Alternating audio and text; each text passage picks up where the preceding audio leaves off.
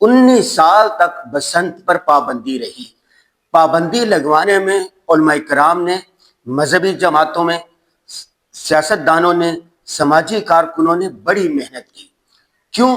بسنت 10 بڑے گناہوں کا مجموعہ اور کئی جرائم کا سبب ہے۔ سب سے پہلی بات یہ ہے کہ جو بسنت منائی جاتی ہے یہ گستاخ رسول ہندو کی یاد میں منائی جاتی ہے۔ اس کی تفصیل ہماری کتاب میں موجود ہے، اس پر ہم الگ ویڈیو بنائیں گے۔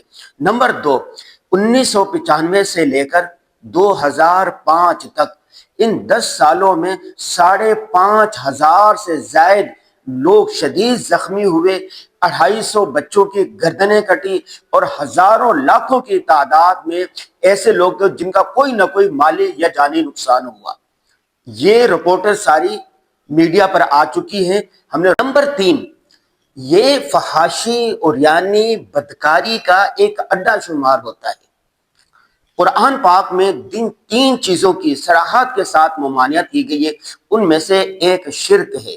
ان الشرک لظلم عظیم، شرک کو بڑا گناہ قرار دیا گیا ہے۔ نمبر 2، قتل ہے۔ من احیاہا فکأنما احیا الناس جميعا، جس نے ایک انسانیت کی جان بچائی گویا اس نے پوری انسانیت کی جان بچائی۔ جس نے کسی ایک انسان کو قتل کیا اس نے گویا پوری انسانیت کو قتل کیا۔ اور بسنت کے اندر کتنے بے گناہوں کی گردنیں کٹتی ہیں۔ اور تیسرا جو ہے وہ زنا کو برا کہا گیا ہے۔ وَلَا تَقْرَبُوا الزِّنَا إِنَّهُ كَانَ فَاحِشًا، زنا کو بڑا گناہ شمار کیا گیا ہے۔ اور زنا کا جو آغاز ہے وہ بد نظری سے ہوتا ہے اور ملنے جلنے سے ہوتا ہے۔ اور بسنت کے اندر مردوں اور عورتوں کا ایک ساتھ کھڑا ہونا اور بو کاٹا کا نعرہ لگانا، اس پر تھاپ کرنا، اس پر رقص کرنا، یہاں پر گویا ایک قسم کی جو بدکاری کی طرف لے جانے والا راستہ ہے وہ ہے۔ تو 3 بڑے گناہ تو یہ ہو گئے۔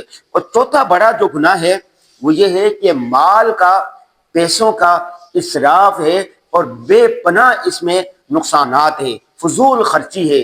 اور ان المبذرین کانوا اخوان الشیاطین، اور فضول خرچی کرنے والوں کو قرآن پاک میں یہ کہا گیا ہے کہ وہ شیطان کے بھائی ہیں۔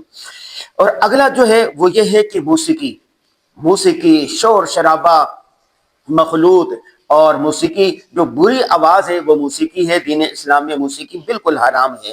اور اسی طرح اعلانیہ کھلم کھلا گناہوں کا ارتکاب ہوتا ہے۔ یہاں پر کل امتی معافا الا المجاہرین، حدیث پاک میں آتا ہے کہ ہر قسم کے انسان کو معاف کیا جا سکتا ہے مگر علانیہ گناہ کرنے والوں کو معاف نہیں کیا جا سکتا۔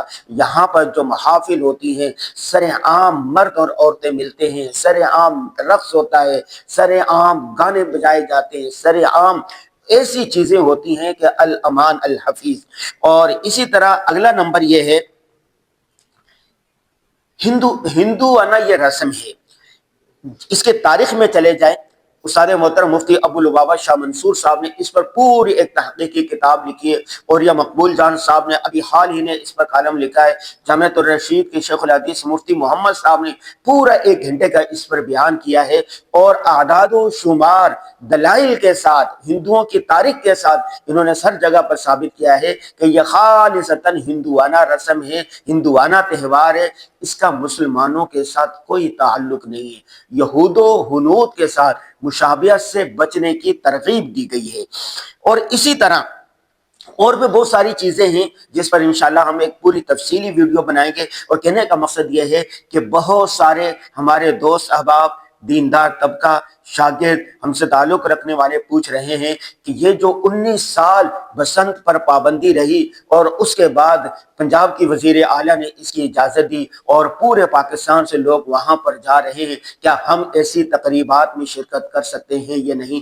ہرگز ایسی تقریبات میں، بسنت کی تقریب میں شرکت نہیں کرنی چاہیے۔ آپ ذرا سوچیں، اگر پڑوس والے گھر کے اندر لاش رکھی ہو اور دوسرے گھر کے اندر محفل ہو رہی ہو، موسیقی ہو رہی ہو، بسنت اڑا رہی ہو، تو آپ کے دل پر کیا گزرے گی؟ آپ دیکھیں اسلام آباد کے اندر کس طرح قتل و غارت ہوئی ہے، کس طرح لوگوں کو مارا گیا ہے، خیبر پختونخوا میں کس طرح مارا جا رہا ہے، بلوچستان میں پاک وطن کے لوگ مر رہے ہیں، فوجی شہید ہو رہے ہیں، اور آپس کی لڑائیاں ہیں، جھگڑے ہیں، غربت کی وجہ سے لوگ مر رہے ہیں، اور دوسری طرف پیسے کا بے پناہ ضیاع ہے، فضول اخراجات ہے، تو یہ ہم مسلمان ہونے کی حیثیت سے بھی یہ ہمیں گوارا نہیں کرتا کہ اندرین حالات جہاں پر پریشانیاں ہیں، غم ہیں، بھوک کی وجہ سے خودکشیاں ہو رہی ہیں، خودکش حملے ہو رہے ہیں، پاک فوج کے جوان شہید ہو رہے ہیں، اندرین حالات آپ ایک ہندوانہ رسومات کو رواج دیں، فضول خرچی کریں اور مرد و زن کی مخلوط محفلیں ہوں،